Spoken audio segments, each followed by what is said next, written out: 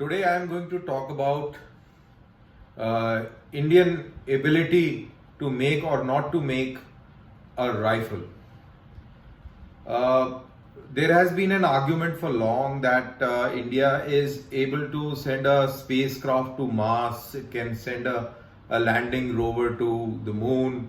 It has produced its own nuclear submarine as part of Triad, but it is unable to produce a simple rifle that is now being exported and under license being manufactured or to be manufactured at Raebareli moment the cost issues are sorted out with the Russians.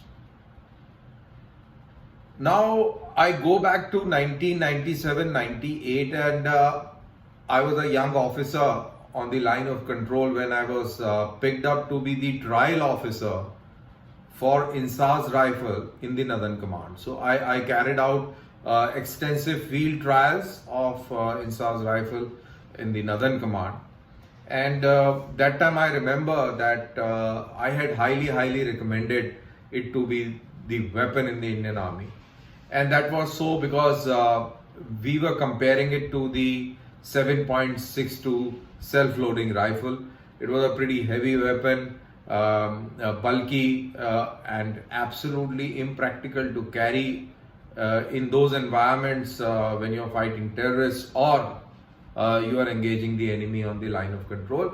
When the other side was equipped light, effective with high rate of fire, that was not the case when it came to SLR.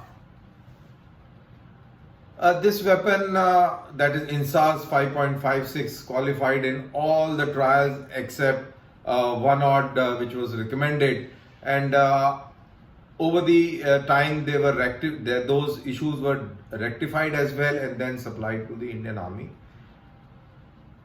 My recollection is that it was a very fantastic weapon, very accurate, and 3-round burst was absolutely amazing. Sometimes it did run away. Run away means that you had put it on 3-round burst, but then it would just run away, means it would fire all the ammunition. So that was a drawback which was rectified. Then there were small minor issues that they were rectified. I used it on the line of control and also engaged in some firefights that time. And since on the line of control, Pakistanis were in the trenches and all, in the bunkers and all. So INSAS efficacy, of course, it could not be determined. INSAS, in this case, I am talking of INSAS LMG, because they were all fortified places, and it would hardly make much of a difference. But yes, accuracy part was too good. We could fire into the loopholes. Even if we wanted to fire in the loopholes from INSAS rifle, it was quite possible because telescopic sight was absolutely fantastic that we got. When it came to fighting with militants, again, militants were, or the terrorists were not offensive in that nature, in the classic military nature, when I'm saying that attack and defense. Like, I'll just try to explain what I'm trying to say. When the troops are charging on the position, they are formed up, they are in a profile with fixed bayonets, and they are just charging onto the enemy. There is mass, there is momentum, and there is fire, and that individual is just charging onto the enemy with a speed what a human being can have. If I am in the defenses and somebody is charging at me, if I fire SLR 7.62 at him in one round, that person will just collapse. There is no question that person can move thereafter, because the impact of that bullet is absolutely shattering. 7.62 mm AK-47 was also some similar to that, but the consistency, accuracy is different. It is less. So when I compare INSAS to these kind of weapons in that scenario which I've just discussed, Well, INSAS was absolutely incapable, not because of the technology part per se, but because of the caliber 5.56. It was not designed to kill; it was designed to injure. So, in actual battle, actual war, enemy may be hit 2-3 times. He would not realize that he has been hit, and by the time he realizes, he would be on your defenses and already poked you with his bayonet.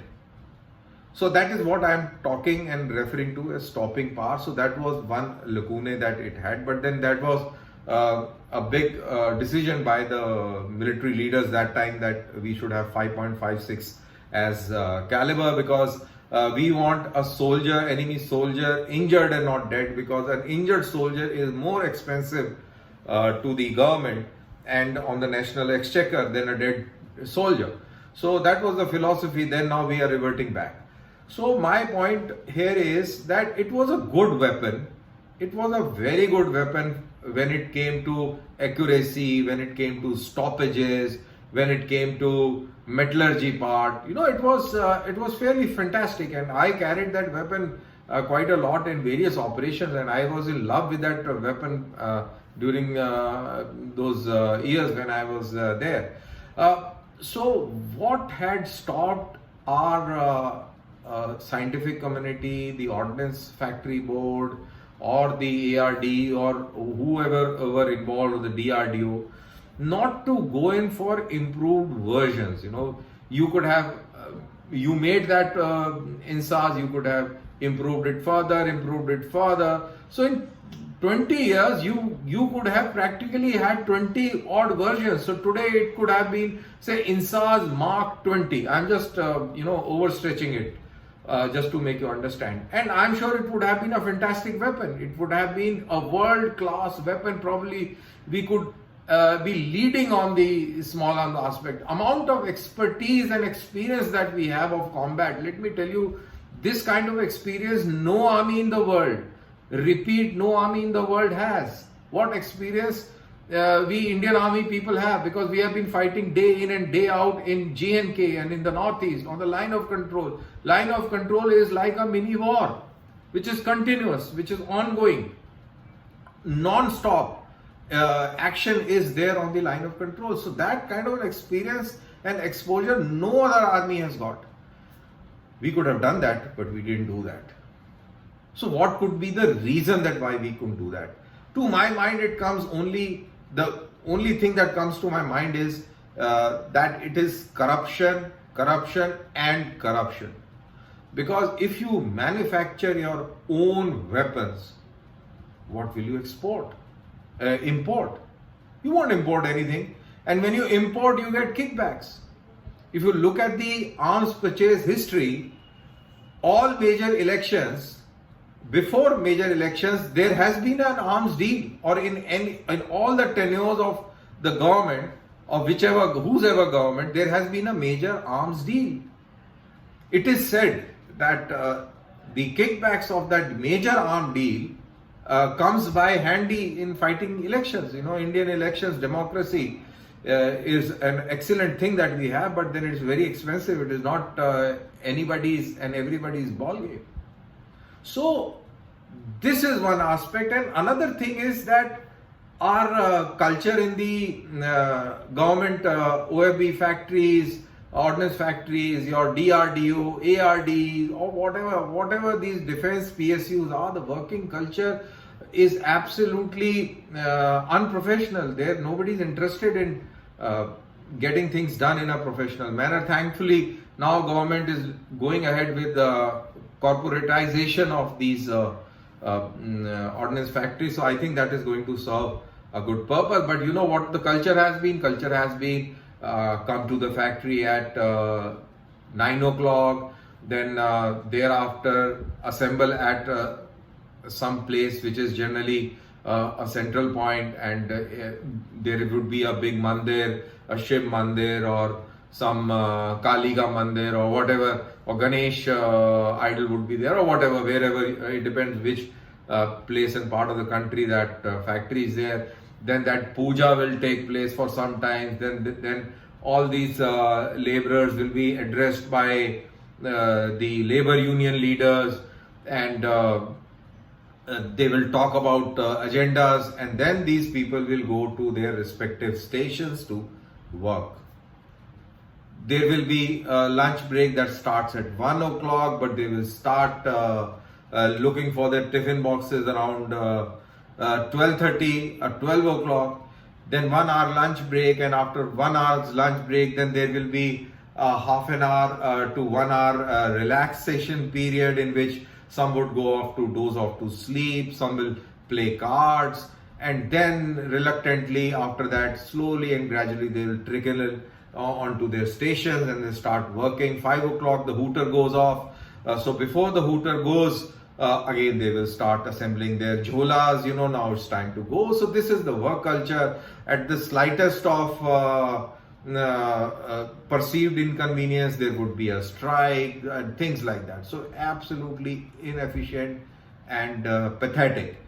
If you go to the factory of small arms, where the explosive is filled into the cartridge, so it is filled by hand measurements. It is not mechanical, it is not computerized, it is not if it is to be 1 gram or if it is to be 5 grams of explosive in a particular cartridge, it could vary from 5.5 to 4.45 or sometimes 4. So that kind of variation is there. So what happens is that this ammunition comes to you. If it is overcharged, then there will be an accident on the weapon. If it is undercharged, then your ranges are less. So these kind of casualties, lots of such casualties we have seen with the recoilless guns, with the rocket launchers, even in tanks, wherever. So all this drama is there.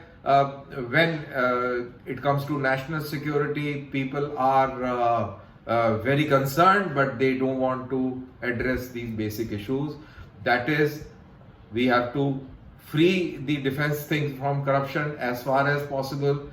Corporatization, privatization, and this union nonsense that exists, this needs to be broken, and these guys have to be freed from the clutches of the political party unions, and there should be a separate law, labor law, when it comes to people working in defense factories.